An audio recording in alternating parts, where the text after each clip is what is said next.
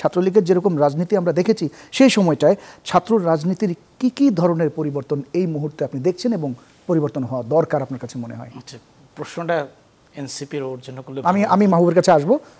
আমার কাছে যেটা মনে হয়েছে, আপনার মনে আছে কিনা, আজকে মানে গত বছর আজকের দিনেই 9 দফা দিয়েছিল, আমি যদি ভুল না করে থাকি। সেই 9 দফার একটা দফা ছিল ছাত্রলীগ সহ দলীয় লেজুর ভিত্তির সমস্ত রাজনৈতিক ছাত্র সংগঠনগুলোর ক্যাম্পাসের অর্থাৎ ছাত্র রাজনীতি নিষিদ্ধ করা। এবং আমি যদি ভুল না করে থাকি তাহলে গত বছরের অগাস্টের শুরুর দিকে স্টুডেন্টরা সবাই সিগনেচার করেছিল প্রতিটা হল থেকে, ছাত্রলীগ নিষিদ্ধের জন্য। শুধু ছাত্রলীগ না, ছাত্র রাজনীতি নিষিদ্ধ, ছাত্র রাজনীতি থাকবে না। তাহলে সেটা একটা ওই 9 দফার মধ্যে একটা গুরুত্বপূর্ণ দফা ছিল। আপনি খেয়াল করে দেখবেন 9 দফার মধ্যে 2, 3, 4 এই 4টি দফা পূরণ হয়েছে। মানে প্রথম দফাটা ছিল তখনকার প্রধানমন্ত্রী শেখ হাসিনাকে প্রকাশ্যে ক্ষমা চাইতে হবে। দ্বিতীয় দফা হচ্ছিল সম্ভবত স্বরাষ্ট্রমন্ত্রী এবং ওবায়দুল কাদের আরও কয়েকজন, তাদেরকে পদত্যাগ করতে হবে বা বরখাস্ত করতে হবে। তারপরে অভিযুক্ত পুলিশ অফিসার এদেরকে, তো ঘটনাচক্রে বাকিগুলো হয়ে গেছে। হ্যাঁ, সো প্রধানমন্ত্রী ক্ষমা চাওয়ার আগেই চলে গেছেন। সো সেগুলো হয়ে গেছে। কিন্তু 9 দফার মধ্যে ছাত্র রাজনীতির জন্য বা শিক্ষা প্রতিষ্ঠানের জন্য সবচেয়ে যেহেতু আমরা কোটা সংস্কার আন্দোলন দিয়ে শুরু হয়েছিল, তারপর এটা ফর্ম করেছে বৈষম্য বিরোধী, সেই কোটা সংস্কার আন্দোলন যেখান থেকে শুরু হয়েছিল সেটা কিন্তু শিক্ষা প্রতিষ্ঠান। এবং সেখানে আমরা 17ই জুলাইতে যে ছাত্রলীগ আক্রমণ করে তার পরিপ্রেক্ষিতে দেখলাম যে আসলে ছাত্র রাজনীতি যেই থাকুক না, যেই দলই থাকুক না ক্ষমতায়, তাহলে ছাত্ররা এইভাবে লেজুর ভিত্তিক ছাত্র রাজনীতি শিক্ষা প্রতিষ্ঠানের জন্য বা শিক্ষার্থীদের নিরাপত্তার জন্য একটা বিরাট হুমকি। তখন কিন্তু সবাই সব স্টুডেন্টের থেকে দাবিটা এসেছিল। কিন্তু দুর্ভাগ্যজনক হচ্ছে সেই একই কথাই বলতে হয় যে 5ই আগস্টের পরে যেই লাউ সেই কদুতে পরিণত হলো। এখন পূর্বের অবস্থা যা দেখেছেন এখনো তাই হচ্ছে। শিক্ষা প্রতিষ্ঠান, এর মধ্যে কুয়েটে মারামারি হয়েছে, খুলনা ইউনিভার্সিটিতে হয়েছে, আরও অনেক বিশ্ববিদ্যালয় হচ্ছে।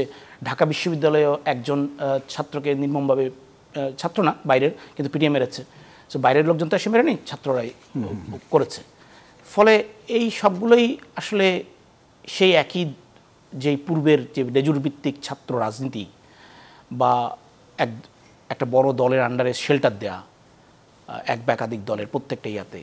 এবং সেখানে আপনি দেখবেন যে বাংলাদেশের রাজনীতিতে অলিখিতভাবে একটা কথা বলা আছে যে আপনি যদি রাজনীতির মূল মাঠে খেলতে চান তাহলে আপনাকে শিক্ষা প্রতিষ্ঠানে আপনার যে ছাত্র ফোর্স বা উইং সেটাকে শক্তিশালী করতে হবে, যেটা এর সাথে ছিল না বলে, ছাত্র সমাজ অতটা স্ট্রং ছিল না বলে এর সাথে পারেনি, এমন উদাহরণ দেওয়া হয়।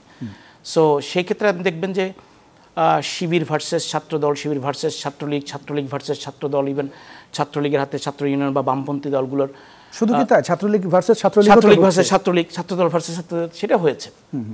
সো এই যে কিছুদিন আগেও যেদিন মাইলস্টোনের ঘটনাটা ঘটলো, সেদিন চিটংয়ে কিন্তু চিটং কলেজের ওখানে চকবাজারে সেখানে সেই রাতেই, অদ্ভুত তাই না, যেদিন আমরা পুরো জাতি আসলে শোকাগ্রস্ত, সেইখানে ওই দিন দেখলাম যে 2টো ছাত্র সংগঠন মারামারি করছে। হ্যাঁ, এবং কোনো বিকার নেই।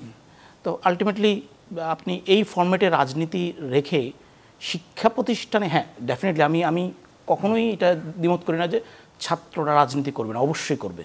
রাজনৈতিক সচেতনতা তাদের মধ্যে যদি না থাকে তাহলে নেতা হবে ওকে পরবর্তী দেশ গড়বে, জাতীয় পর্যায়ে কে আসবে, ডেফিনেটলি।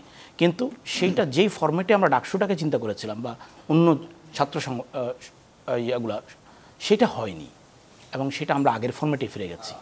ফলে এটা আমার মনে হয় যে হয়তোবা দেখা যাবে যে আরও যখন সময় যাবে আগের চেয়ে ওর্স্ট হচ্ছে, কারণ আগের ব্যবস্থাগুলো তো আমরা বিলুপ্ত করতে পারিনি।